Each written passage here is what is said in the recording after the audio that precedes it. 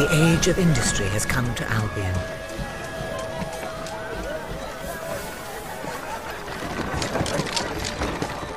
Though some call it the age of oppression.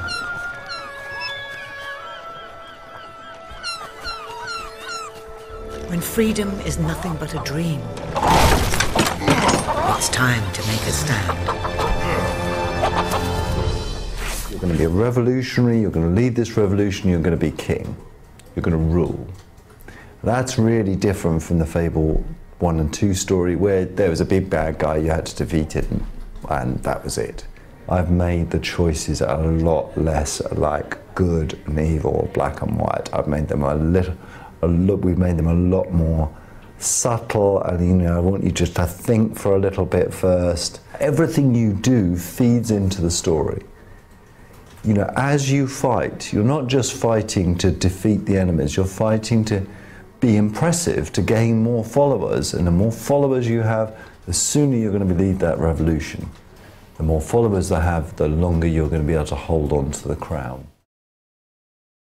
Every weapon, that's swords and hammers and guns and rifles and magic gauntlets, are living, evolving weapons. And as you hit the button, depending on how fast you hit the button, whether you're charging up and building up, whether you're blocking, what you're killing, when you're killing them, what the circumstances are around you, slowly this weapon will start changing. So we unlock special abilities and special finishing moves to do with your style of combat and the way that you press the button.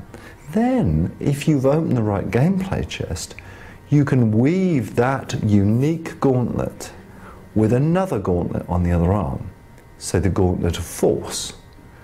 You weave it with that. You then, when you cast a spell, you're combining those two things, weaving those two spells together to create your own unique spell. You've got John Cleese playing your butler. The Sanctuary is just another place. It's part of the drama, and we're using that. And it just feels, now we've got it, why would you ever want to go back to the 2D screen? I mean, a part of me loves MMOs. I loved my World of Warcraft experience. I love this shared experience that MMOs gives you, and you can see that the ambient orbs and the co-oping is a sort of like a play towards MMOs.